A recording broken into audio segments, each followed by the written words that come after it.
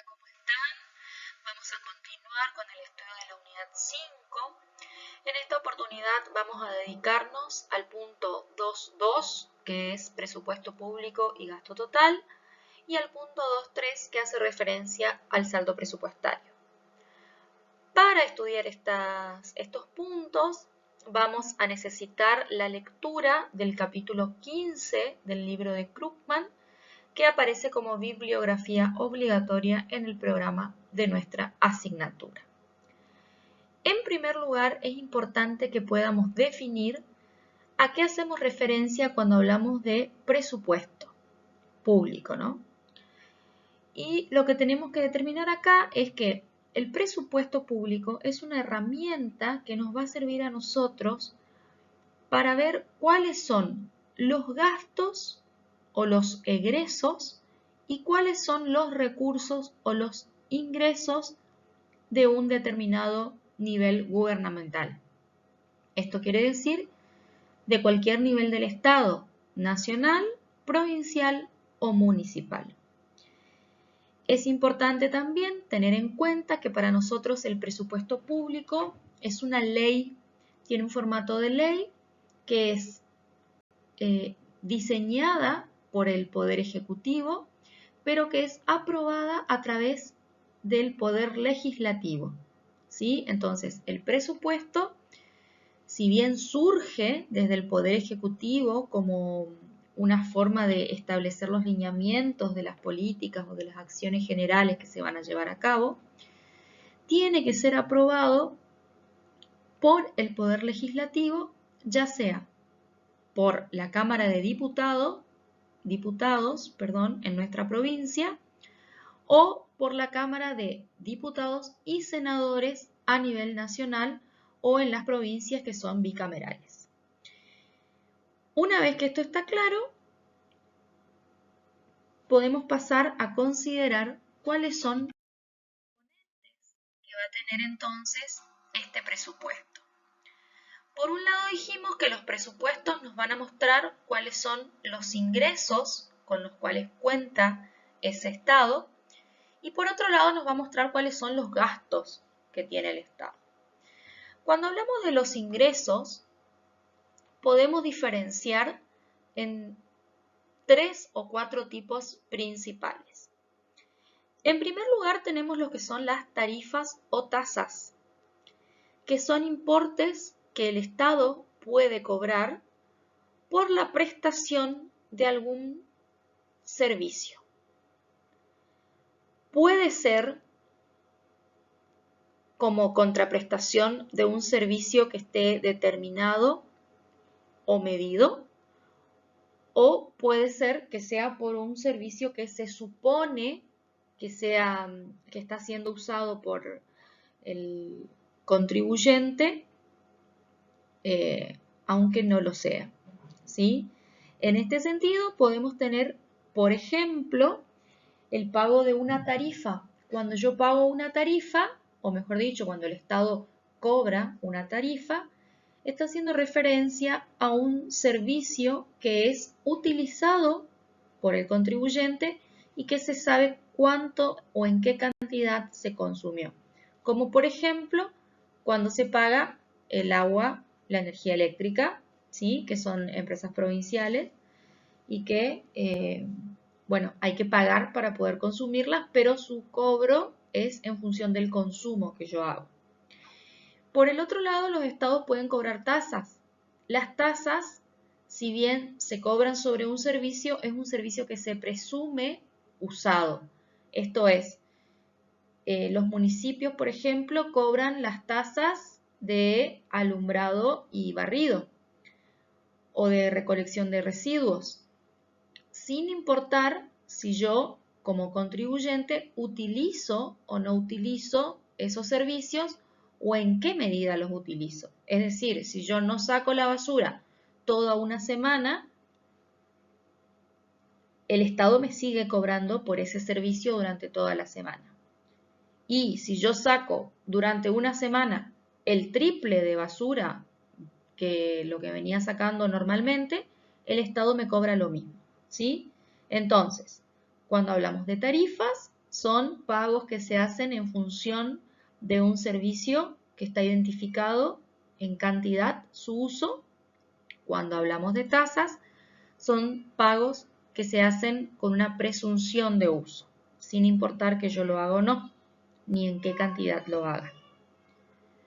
Cuando hablamos de ingresos patrimoniales, como otra fuente de ingresos del Estado, estamos hablando de aquellos que surgen de la venta de bienes del Estado, por ejemplo, de la venta de tierras fiscales o de vehículos oficiales.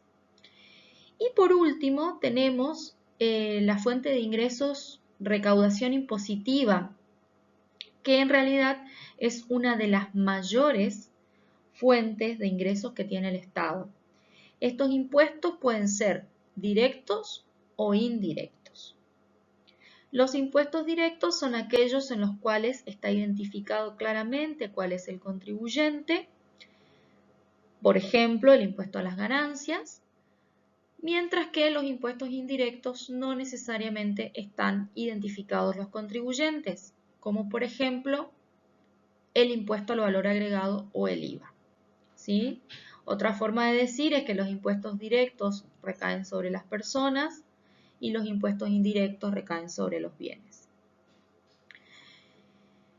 Entonces, estas van a ser las tres fuentes principales que tienen el Estado como fuente de ingresos. Estamos hablando de ingresos, digamos, corrientes o normales, porque habría otras fuentes de financiamiento que pueden ser los créditos que puede pedir el Estado a distintos organismos y la emisión monetaria.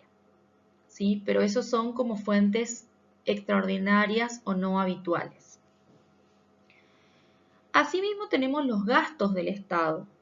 Los gastos del Estado se van a diferenciar en transferencias, en bienes públicos y en subsidios. Las transferencias las va a realizar el Estado a las familias, por ejemplo, a través del pago de la asignación universal por hijos.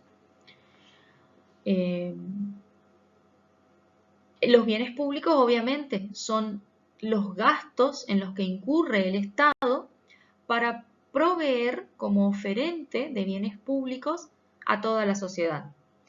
Entonces, si el Estado quiere ofrecer salud como un bien público, necesita poner en funcionamiento, por ejemplo, un hospital. Poner en funcionamiento ese hospital tiene un costo.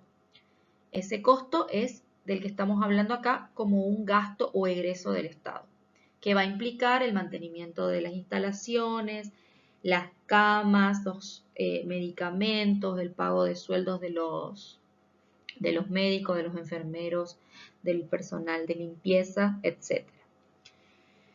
Lo mismo con cualquier otro bien público que quiera ofrecer. Habíamos hablado en el caso de los ingresos de la provisión de agua y energía o de recolección de residuos.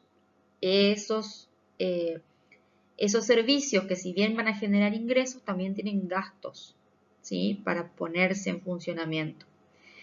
Y por último tenemos los subsidios que van a ser otorgados generalmente desde el Estado hacia las empresas. En nuestro país, la información destinada al presupuesto público, o mejor dicho, obtenida del presupuesto público, en sus diferentes formas, está disponible dentro del Ministerio de Economía en lo que se llama Oficina Nacional de Presupuesto. Es una oficina especial que maneja toda la información presupuestaria y está disponible a través de Internet. Si alguno está interesado, puede acceder a esta información. Podemos ver un poquito un ejemplo, ¿sí? El presupuesto es una herramienta que se utiliza de manera anual, tiene una periodicidad anual. Y lo más importante acá de ver es justamente que tenemos la división entre ingresos y gastos, ¿sí? Acá estamos hablando de ingresos corrientes y gastos corrientes. Cuando hablamos de ingresos corrientes podemos ver justamente la clasificación en función de lo que estábamos hablando recién. Por ejemplo, los ingresos tributarios, los aportes y contribuciones a la seguridad social, los ingresos no tributarios, la venta de bienes y servicios a las administraciones públicas, las rentas de las propiedades y las transferencias corrientes.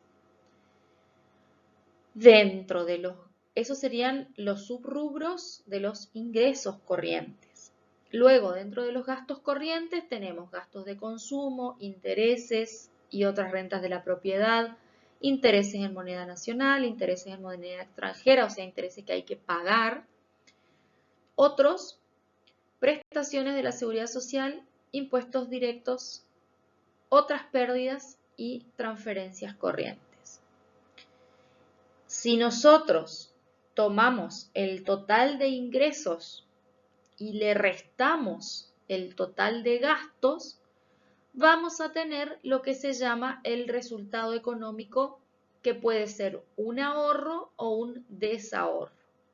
¿Sí? A esto lo vamos a ver mejor ahora en el punto que sigue, pero básicamente la relación es muy simple. Si los ingresos son mayores a los gastos, este estado va a tener un ahorro, ¿sí? O un saldo positivo en este resultado final. Si los ingresos son menores que los gastos, acá vamos a tener un desahorro o resultado negativo, como es el caso del ejemplo. Acá estamos viendo que para el periodo 2017 y para el periodo 2018 se repite, hay un saldo negativo en lo que es el resultado económico, ¿sí? Por lo tanto, habría en ambos periodos desahorro. Quiere decir que se gastó en términos corrientes más de lo que ingresó en términos corrientes.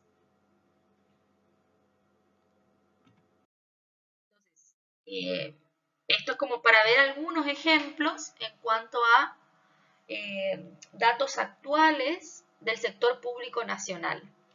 Es válido aclarar que así como el Estado Nacional puede cobrar impuestos, tiene sus ingresos y tiene sus gastos, esto se replica en los distintos niveles de gobierno. Quiere decir que la provincia también va a tener sus fuentes de ingresos y sus egresos similares al sector público nacional, con la distinción que hace a nivel constitucional y legal qué impuestos puede recaudar nación y qué impuestos puede recaudar provincia. Y pasa lo mismo a nivel municipal, nada más que los municipios no pueden cobrar impuestos, solamente pueden cobrar tasas, tarifas y obtener recursos patrimoniales. ¿Sí? Entonces, la única diferencia a nivel municipal es que no pueden cobrar impuestos. Pero en sí, la estructura y el presupuesto, hablando en términos de ingresos y egresos, es similar para los tres niveles del Estado que tenemos en nuestro país. Entonces, una relación que nosotros podemos hacer es la relación entre el producto o el PBI, Producto Bruto Interno, y la composición que tiene ese producto en términos de la demanda final.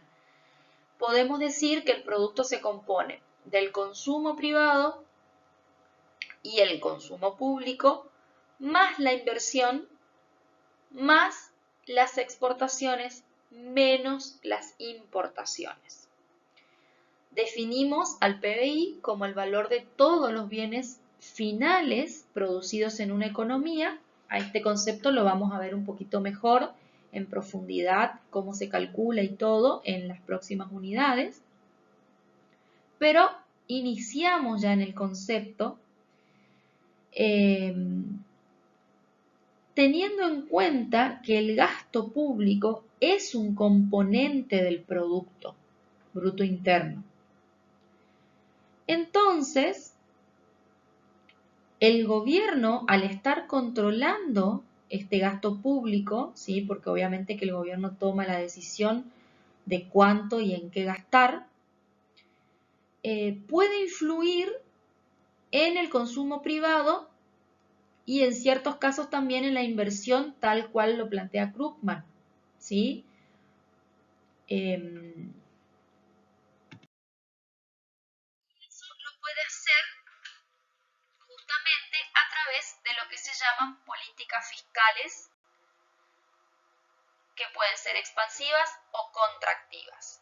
Es decir, el gobierno puede utilizar esa herramienta del gasto público como una herramienta para modificar el Producto Bruto Interno, que es el valor de todo lo que produce una economía en bienes finales en un determinado periodo de tiempo, y que es el indicador que a nosotros nos va a permitir medir el crecimiento o la variación de la actividad económica de un país, que también lo vamos a ver un poquito más adelante,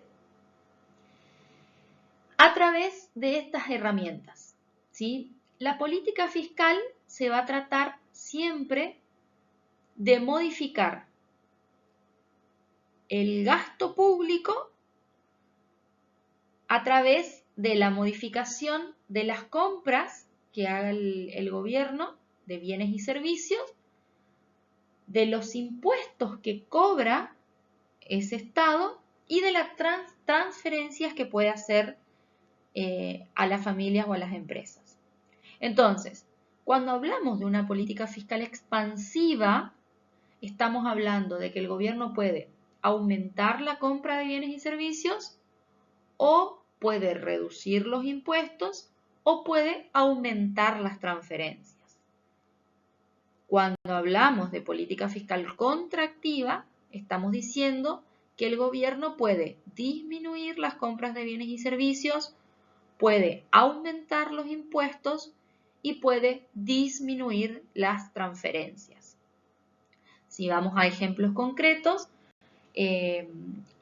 cualquier obra pública, por ejemplo, la compra de los insumos que se requieren para las obras públicas, representarían una política fiscal expansiva porque implica un aumento en compras, por ejemplo, de ladrillos, de materiales para la construcción, de caños, de pintura, de lo que fuera necesario.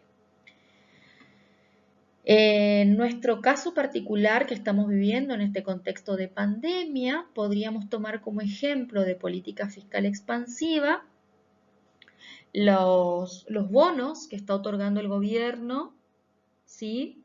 Para el famoso bono de los 10.000 pesos o la IFE, ¿sí?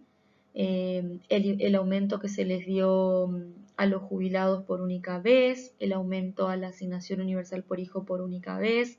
Esos son ejemplos de políticas fiscales expansivas. Y políticas fiscales contractivas serían todo lo contrario, ¿sí? Estaría bueno que por ahí puedan pensar algunos otros ejemplos, algunos otros casos y nos vayan consultando a ver si vamos orientados o no en la clasificación que tienen esos ejemplos que se les van ocurriendo. Ahora bien, la pregunta que corresponde hacernos es si funciona esta política fiscal expansiva.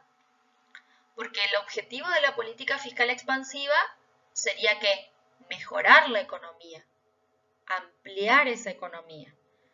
Hay argumentos en contra, como por ejemplo de que el gasto público siempre expulsa al privado, en el sentido de que si hay gasto público no va a tener lugar el gasto privado, o que el endeudamiento público siempre va a expulsar al gasto privado de inversión, o que los déficits presupuestarios provocan una reducción del gasto privado.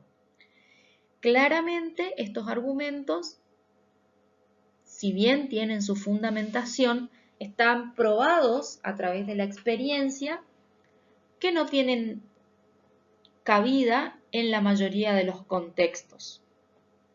Esto quiere decir que en general, para evaluar el funcionamiento de la política fiscal expansiva o contractiva, deberíamos tener en cuenta el contexto en el cual estamos analizando las políticas, ¿sí? Las circunstancias en las cuales se están llevando adelante. Se supone que si la economía está en recesión o está en crisis, una política fiscal expansiva debería potenciarla, debería ayudarla, debería mejorar esa economía. Sin embargo, cuando una economía ya está bien, digamos que está como nos dice Krugman, en pleno empleo, quiere decir que tiene poco o nada de capacidad ociosa, que todos sus recursos se están empleando. Si pensáramos en términos de la frontera de posibilidades de producción, diríamos que estamos sobre algún punto sobre la frontera de posibilidades de producción. En ese caso, no conviene aplicar la política fiscal expansiva porque no va a tener los resultados esperados, ¿sí? Entonces, la política fiscal expansiva en ese caso no correspondería.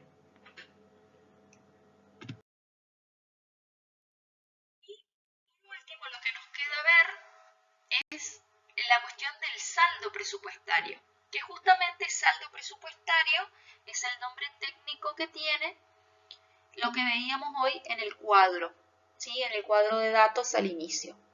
El saldo presupuestario va a ser la diferencia entre los impuestos, los gastos del sector público y las transferencias que paga. Entonces, si mi saldo presupuestario es positivo, quiere decir que yo estoy teniendo un superávit, que lo que yo recaudo, lo que yo genero de ingreso es superior a lo que yo estoy gastando en gastos y en transferencias. Sin embargo, si ese saldo presupuestario es negativo, quiere decir que mis gastos y mis transferencias son mayores a mis impuestos. Y acá lo que plantea el autor es si es correcto o no es correcto o cuáles son las dificultades que aparecen al considerar al saldo presupuestario y a sus variaciones como una medición de la política fiscal. Entonces, Krugman nos plantea que dos cambios diferentes de la política fiscal que tengan efectos de la misma magnitud sobre el saldo presupuestario pueden tener efectos muy distintos sobre la economía. Quiere decir que no necesariamente una variación en el saldo presupuestario me va a mostrar siempre los resultados de las políticas fiscales. ¿Por qué? Porque puede ser que se apliquen políticas fiscales simultáneas que neutralicen los resultados, ¿sí? Yo puedo aumentar impuestos y aumentar el gasto público, por ejemplo, ¿sí? Y entonces el resultado no se va a ver en la variación del saldo presupuestario. Y otra cuestión que plantea el autor es que muchas veces las variaciones de ese saldo presupuestario son en realidad una consecuencia y no una causa de las fluctuaciones que tiene la economía. Por último, lo que nos corresponde es preguntar si el presupuesto debe estar siempre equilibrado. Y en este sentido,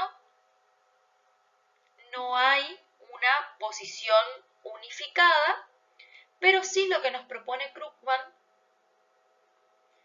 es seguir la lógica, digamos, de que cuando existen déficits o cuando las economías están en crisis o están en recesión,